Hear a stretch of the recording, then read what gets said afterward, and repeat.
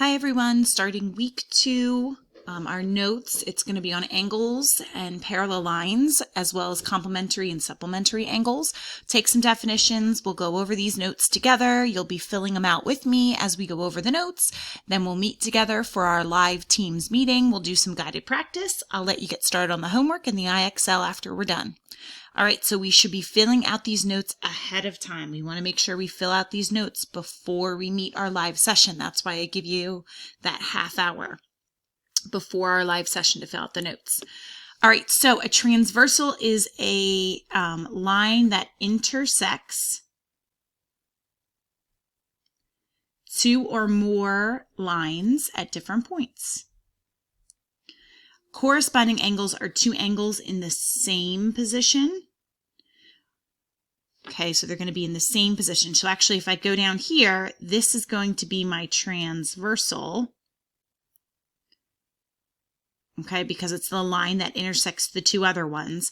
A pair of corresponding angles are going to be angles that are in the same position. So do you see you have like a little bit of a cluster of 4 here, 4 different angles, A, B, C, and D, and you have a cluster of 4 here.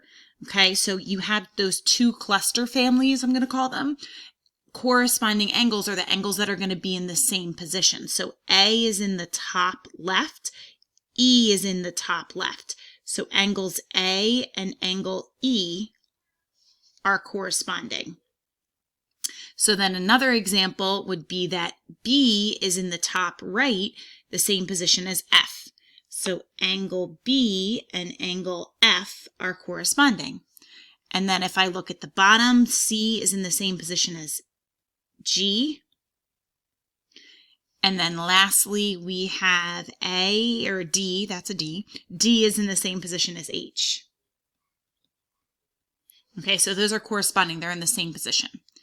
Whereas if I go through and I delete this, we can talk about our alternate interior angles. So alternate interior angles are angles that lie inside the parallel lines, because the word interior right there means inside of the two lines on opposite sides of the transversal. Okay, so if we were going to do the alternate interior angles, remember you still have your angle clusters here. I've got a cluster here and a cluster here. Inside the two lines means I'm going to be going inside this little house here. Okay, so if I'm making a house, this right here is going to be on the inside of the house, or the interior of the house. So alternate interior pairs would be like C and F. Okay, because they're on the inside and they're opposite of the transversal. So one's on the left-hand side, one's on the right-hand side. And once again, we've got D and E. Okay, D and E are also opposites of each other. All right. And then you've got alternate exterior. So alternate exterior are going to be ones that are on the outside of the two parallel lines, and they're opposites again. I keep saying parallel, but the lines don't have to be parallel. So if that's the interior, these are going to be the exterior. The top two angles here and the bottom two angles are going to be exterior, like on the roof of the house and on the floor of the house, underneath the house. So you want to think about it that way. So an example of alternate exterior angles would be like A, and then I jump across the transversal to F. Angle A, that's a G, and angle H, that's an H. Oh my gosh. A and H, I apologize, guys. And then you've got B, and you jump across the transversal to G. So B and angle G. Oh, those are alternate interiors, so I'm going to actually pick those up and move them over here. Okay, when the transversal pair intersects parallel lines, so lines that don't intersect, then we actually have congruent angles, which we will talk about in 1 second. All right, here's our example. Tell whether the angles are corresponding alternate interior or alternate exterior. And you can use a C, an AI for alternate interior, and an AE for alternate exterior. So A and H. A and H are on the outside of the house. So this is the exterior and exterior, which tells me right away they're going to be alternate exterior angles. or you could write AE. And then D and E are on the interior of the house. Do you see how that's on the inside of that box I created? So that would be your alternate interior angles, and feel free to write AI. And then lastly, they must be our corresponding angles. So that's going to be B and F. They're in the top right. They're your corresponding angles. And you could write a C as well. In the diagram, which is kind of hard to see, it got cut off a little bit, but that happens. Transversal T intersects these two parallel lines. So that's going to be your T. This is your A and your B. If the measurement of angle 5 is 40 degrees, okay, find the other angle measurements. Now, remember what I said here, that they're kind of making little clusters. So I have a little cluster of angles right here. All right, so in that cluster of angle, we know vertical angles are equal to each other. So 5 is going to be the same measure as opposite it, which means that 8 is also going to be 40 degrees.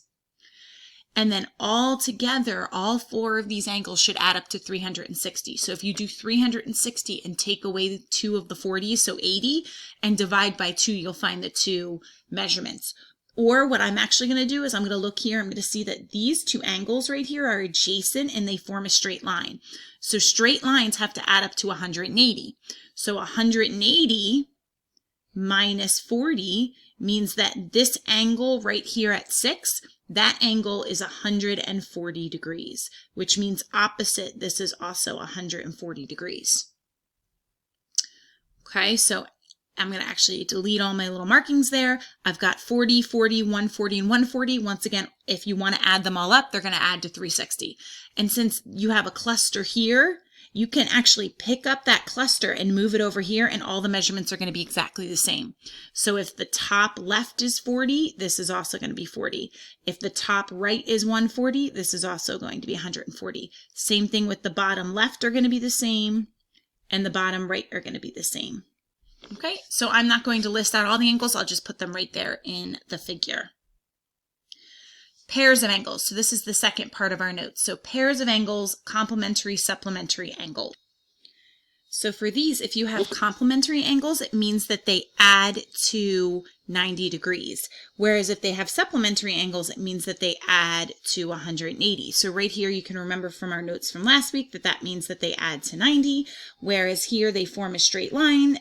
You've got 2 angles here that form a straight line, so they're going to add to 180. Now, what I've learned in the past working with students is that we can use the words to actually help us remember which one is 90 and which one's 180. So see how complementary has 1 P there? And if you flip the P the other way, it gives you a 90. Okay, if you think about it that way, you flip a P the other way, it gives you 9, so 90. So complementary is 90 degrees, whereas the word supplementary has 2 P's, so you're flipping 2 90s around, and 2 90s together gives you 180. All right, so that's kind of just like a little hint to help you. All right, so let's do some examples. So looking here, we're talking about angle 1 and angle 2. Together, they make a straight line, and a straight line we know is 180 degrees, which means that they are supplementary angles. Okay, and feel free to abbreviate. For here, they're not right next to each other, so I have to add them together and see if it gives us a special angle pair. So if I do 60 plus 30, it does give me 90 degrees. 90 degrees means that we've got our complementary angles there, so it's not supplementary or neither. All right, let's look at the next 2. So I'm going to add these together and see if it gives us one of those special complementary or supplementary, so 90 or 180. When I add these together, this is going to give me 175 degrees. So this one's going to be neither. Okay, they are a pair of angles, but they don't get a special name. And then the last one, I'm going to add 75 and 15 together. This does give me 90 degrees. So these would be your complementary angles. And I'll just write comp to help me out here. All right, finding a missing angle measure. So this is when you're actually going to have to set up an equation to solve. So looking here at this first example, I see that box there. That box means 90. So these 2 angles, in whichever order that you want to add them together, should equal 90 degrees. So when I'm going to subtract the 28 from both sides, Okay, gives me 2x is equal to 60, oh, excuse me, 62. 62, there we go. Don't know why that just happened. Okay, so that gives me 62, so I'm going to divide by 2. That gives me x is equal to 31 degrees. You can put the degree symbol there, or if you forget it, that's okay too. Okay, and if I come over here, these two angles will form a straight line here, and they said it's the word supplementary. So supplementary means that these two angles have to add to 180. So I'm going to add them together and set them equal to 180. Move over the 123 to start. Bring out my calculator just to confirm. Minus 123 gives me 57. So 3x is equal to 57. And then divide by 3. I think that gives me 19. And it does. X is equal to 19 degrees. Okay, if you have extra time between now and our 10 o'clock meeting, go ahead and get started on the homework if you want to. That's perfectly fine. The answers are there for you. All right, if we click through the homework, you'll see you're going to be labeling as corresponding alternate interior, alternate exterior, finding some measurements, complementary, supplementary, and then the answer key is there at the bottom. So we have to make sure to do that as well. Then if you don't have time, you can jump right to our live Teams meeting. There's going to be a link there, and we're going to be working through this practice together. All right, guys, I will see you all very soon.